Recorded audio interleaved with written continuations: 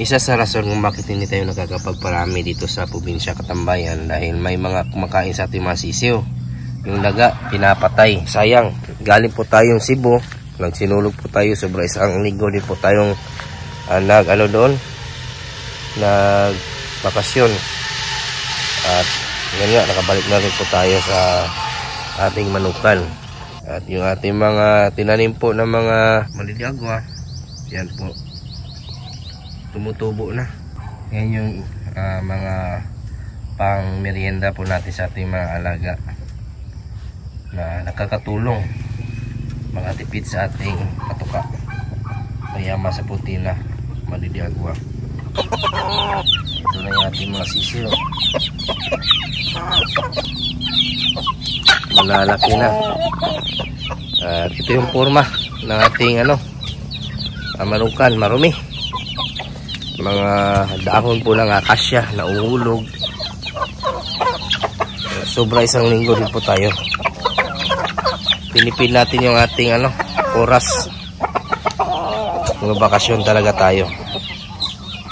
Para kahit paano makapag-relax dito, makapag-isip-isip.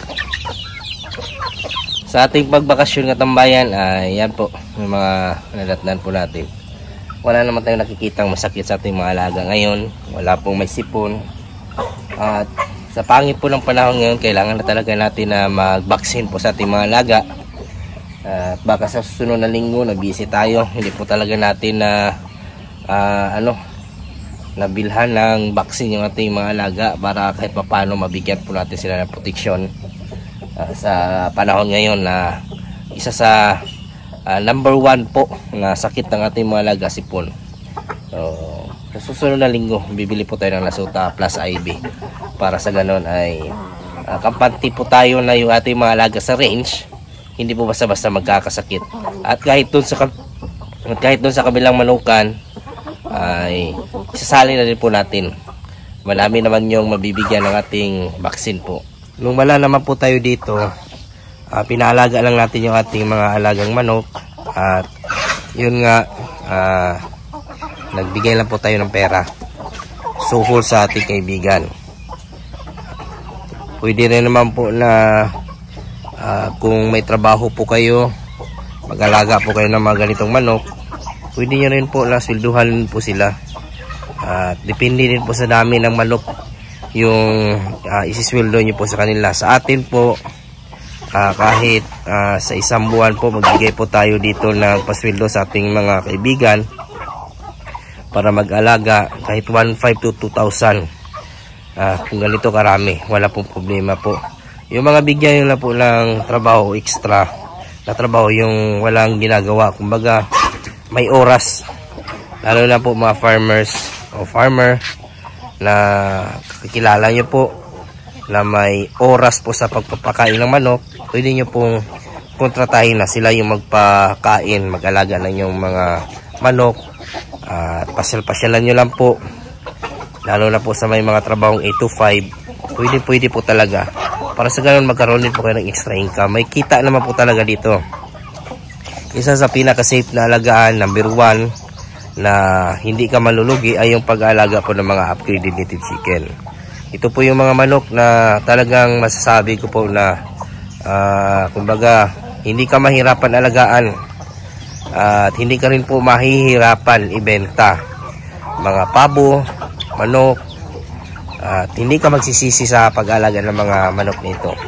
Sa pag-alaga naman po ng heritage, kung halimbawa may mga halo kayong heritage at mga native, gaya po nating pag-alaga sa Jensen City, yung mga alaga natin doon na may alaga tayong native at saka heritage. Kung kayo po magpapasweldo, kung umabot na po na 100 yung mga alaga, kahit 3,000 po, wala na po, kumbaga pwede na po yan isweldo sa inyong mga pwede nyo po putatahin. Sapat na po yan. Yan yung pinaka kumbaga sabihin na lang po natin na hindi magsisisi din po yung mag-alaga.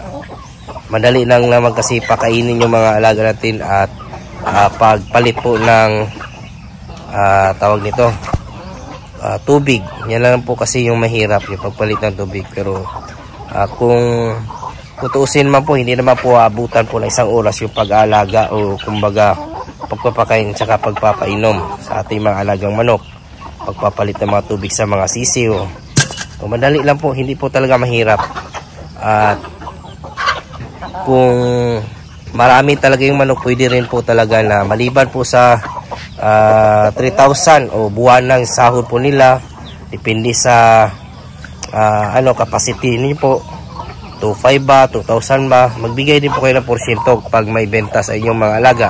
Kasi ganoon din po yung aking mga kaibigan na napuntahan po natin na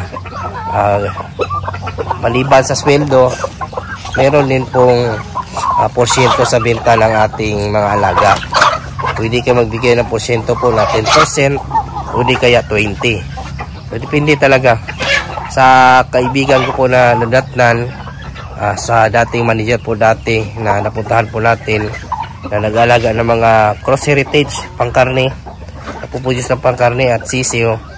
Maliban po sa sweldo po na 6,000, madami po kasi nasa 400 po yung alaga niya, ay nagbibigay din po siya ng 5% sa kada benta. Madami din po kasi bumibili doon, kaya hindi din po problema sa ating kaibigan po na 5% yung ibibigay niya pong porsyento sa kada benta ng kanyang mga alaga. O hindi din po lugi yung mag-aalaga kasi sa dami po nang bumibili ay halimbawa na lang sa sisiyo, pag nabentahan po ng 100 heads, so tag 100 yung per head yung benta niya. So sa 5% sa 10,000 na benta ay meron siyang 500. So ano din po yan, maganda din pong diskarte po yan sa mga kumbaga breeders na ganun yung porsentuhan. Depende din po talaga sa atin naman po sa native. 5% masyadong maliit, pero okay din naman po basta bultuhan yung benta nyo po, bentahan nyo o benta sa inyong manukan. So ano yan, wala problema.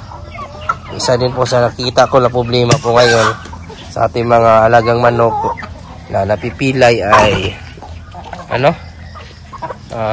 tinitira ng ating mga pabo, kaya kailangan na po talaga to alisin.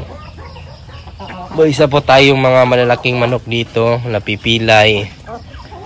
Ano, isa dyan yung ating yan ang mga shamo po natin napipilay kasi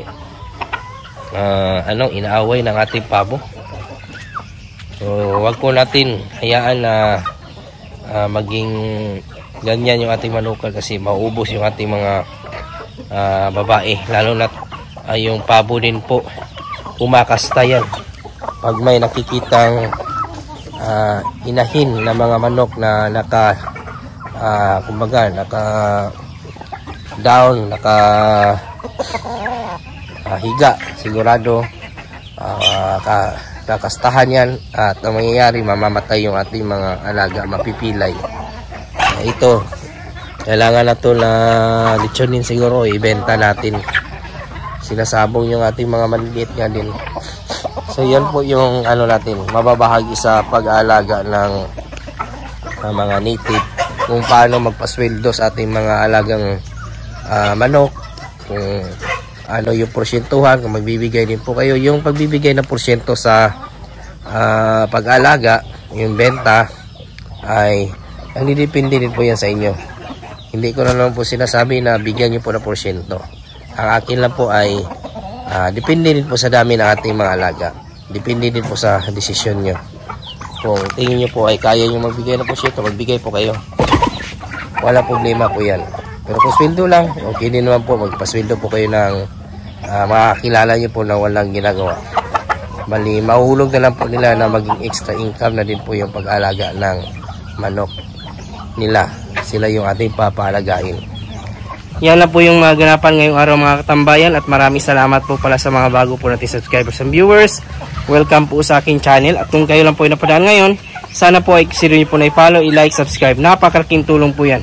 Kung may mga katanungan naman po kayo, ilagay nyo lang po sa comment section at ating sasagutin.